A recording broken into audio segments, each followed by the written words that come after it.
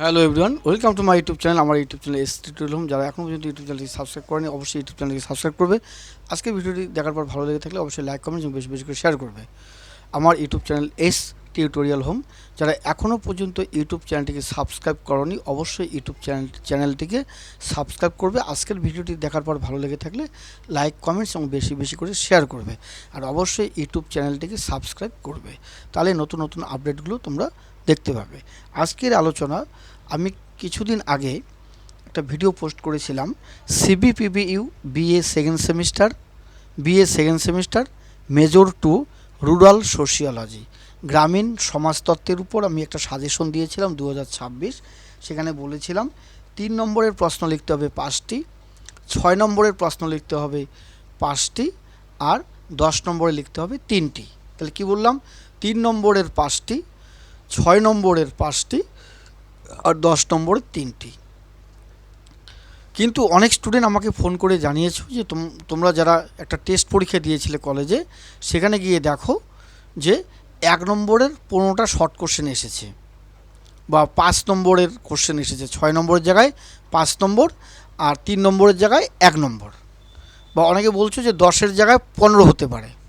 ঠিক আছে, আমি তোমাদের বলছি যে প্রশ্নগুলো আমি 10 নম্বরের জন্য বলেছি সেই উত্তরগুলোই পড়বে, সেই প্রশ্নগুলোই পড়বে। সেটা 10-এ না এসে যদি 15-এ আসে, তাও একই উত্তর, একই প্রশ্ন। মানে 10-এরগুলোই 15-তে আসতে পারে, মানে 10 নম্বরের যেগুলো সেগুলোই 15-তে আসতে পারে। প্রশ্ন একই, 10-এর প্রশ্নগুলোই 15, প্রশ্ন কিন্তু আলাদা না, প্রশ্ন ওগুলোই। 10-এরগুলোই 15, যদি 10 নম্বরগুলো 15-এ আসে, তাহলে 15 নম্বরে লিখতে হবে 3টি, 5 নম্বরে লিখতে হবে 3টি, আর 1 নম্বরের শর্ট কোশ্চেন লিখতে হবে 15টি। তাহলে কি বললাম?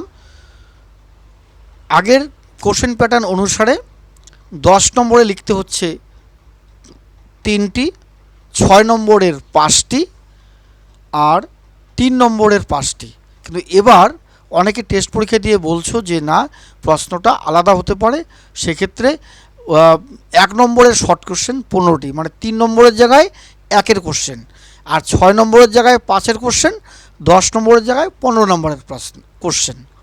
তাহলে 10 নম্বরের জন্য যেগুলো স্টাডি করেছো, 10 নম্বরের জন্য যেগুলো শিখেছো, 10 নম্বরের জন্য 10-এরগুলোই 15, 6-এরগুলোই 5, আর 3-এরগুলো হচ্ছে 1। যা যা প্রশ্ন বলা আছে 6-এর সেগুলোই পড়বে।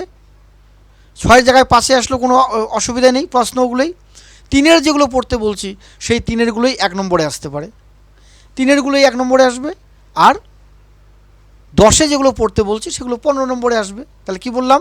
10 নম্বরেরগুলো আসতে পারে 15 নম্বরে, 3-এরগুলো আসতে পারে 1 নম্বরে, আর 6 নম্বরেরগুলো আসতে পারে 5 নম্বরে। তাহলে ক্লিয়ার? তাহলে 6-এর নোট যদি 5 নম্বরে আসে, একই নোট, একই প্রশ্ন, একই নোট, কোনো কম বেশি হবে না 6-এর 5-এর জন্য।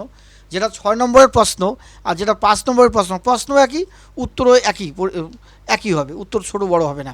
6-এর প্রশ্ন 5-এর প্রশ্নের উত্তর একই হবে। আর যেগুলো 3 নম্বরের জন্য পড়ছো সেগুলো যদি 1 নম্বরে আসে, 1-2 লাইন কমিয়ে দেবে, মানে কম করে লিখবে, তাহলেই হবে। ঠিক আছে? আর 10 নম্বরের প্রশ্নগুলোই কিন্তু 15 নম্বরের জন্য আসতে পারে। তাহলে আগের নিয়ম অনুসারে 10-এর লিখতে হতো 3টি, 6-এর 5টি, আর হচ্ছে 3-এর 5টি। আর এবার যদি প্রশ্ন চেঞ্জ হয়, তাহলে 10-এরগুলো আসবে 15 নম্বরে 3টি, মানে 10-এরগুলোই 15 নম্বরে 3টি লিখতে হবে, আর 6-এরগুলোই 5 নম্বরে লিখতে হবে 3টি, আর 3-এরগুলোই 1 নম্বরে লিখতে হবে 15টি, 1-এর 15টি। তাহলে কি বললাম?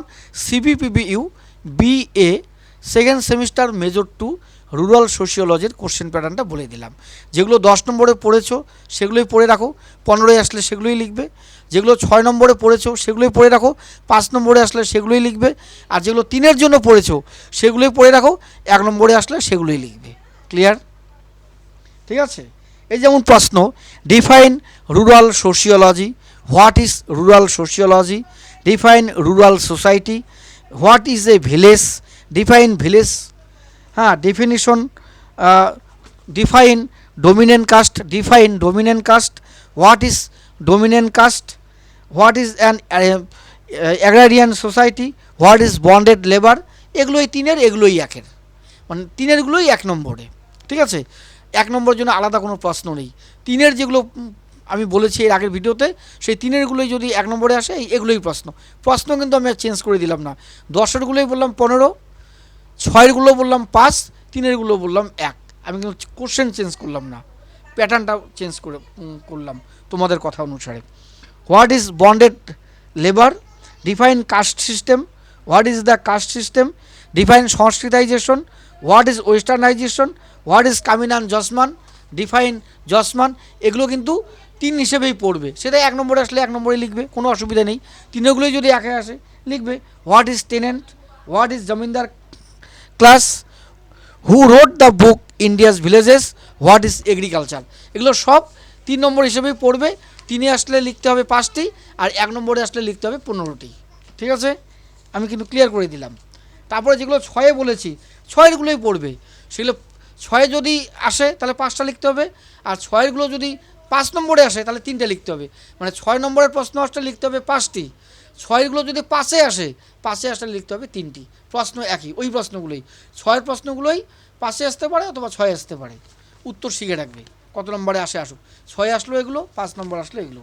যেমন discuss the nature of rural sociology, discuss the scope of rural sociology, right a note on the characteristics of rural sociology, differentiate rural society from urban society, discuss the difference between rural society and urban society, write a note on the characteristics of rural society, characteristics of rural society আর characteristics of rural sociology, দুটোর মধ্যে একটা আসবে, হয় 6 নাহলে 5। 6-এ আসলে 5টা লিখতে হবে, 5 নম্বরে আসলে 3টা লিখতে হবে। Write a short note on decentralization of power, mention any 6 elements of rural leadership, write a note on the importance of rural development, write a note on the characteristics of rural economy, characteristics of rural economy, discuss the characteristics of rural leadership, discuss the function of panchayati raj institution, discuss the function of joint family, features of joint family, discuss the functions of caste system। এগুলো 6 নম্বর হিসেবে পড়বে। 6 নম্বর হিসেবে যদি আসে তাহলে 5টা লিখতে হবে, আর 5 নম্বরে যদি এই প্রশ্নগুলি আসে তাহলে 3টা লিখতে হবে। ক্লিয়ার? তারপরে বলেছি discuss the characteristics of caste system, discuss the functions of jajmani system, write a note on the operation Barga, discuss the rural class structure, write a short note on the rural development policy and programs and evaluation, write a note on the dominant caste, write a short note on the westernization। এগুলো 6 নম্বর হিসেবেই পড়বে। 6-এ যদি আসে তাহলে 5টা লিখতে হবে, আর 5 নম্বরে যদি এই প্রশ্নগুলো আসে তাহলে 3টা লিখতে হবে। ক্লিয়ার?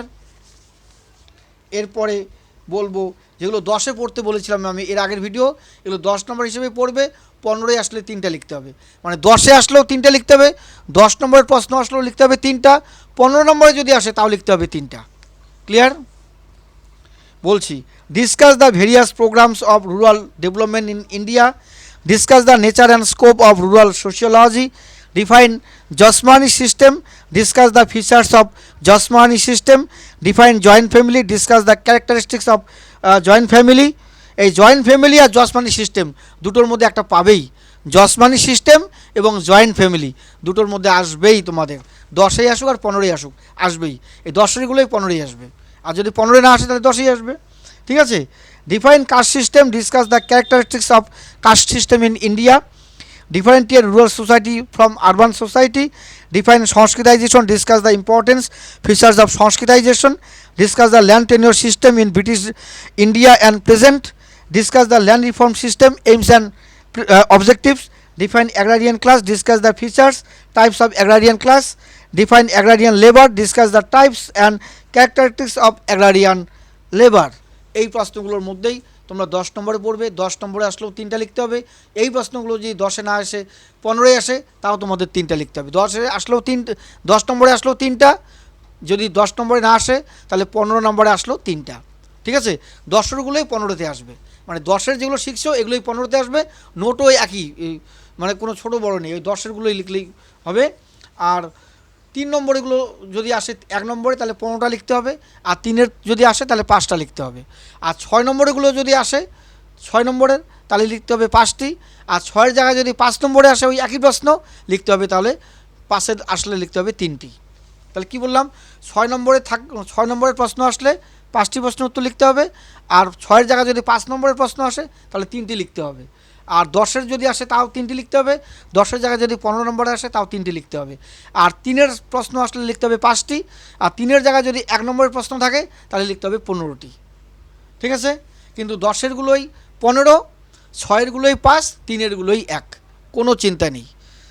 সেম কোশ্চেন, এই প্রশ্নগুলোই আসবে পরীক্ষায়। আজকের ভিডিওটি ভালো লেগে থাকলে অবশ্যই লাইক, কমেন্ট এবং বেশি বেশি করে শেয়ার করবে। যারা এখনও পর্যন্ত ইউটিউব চ্যানেলটিকে সাবস্ক্রাইব করনি অবশ্যই ইউটিউব চ্যানেলটিকে সাবস্ক্রাইব করবে। রাখছি।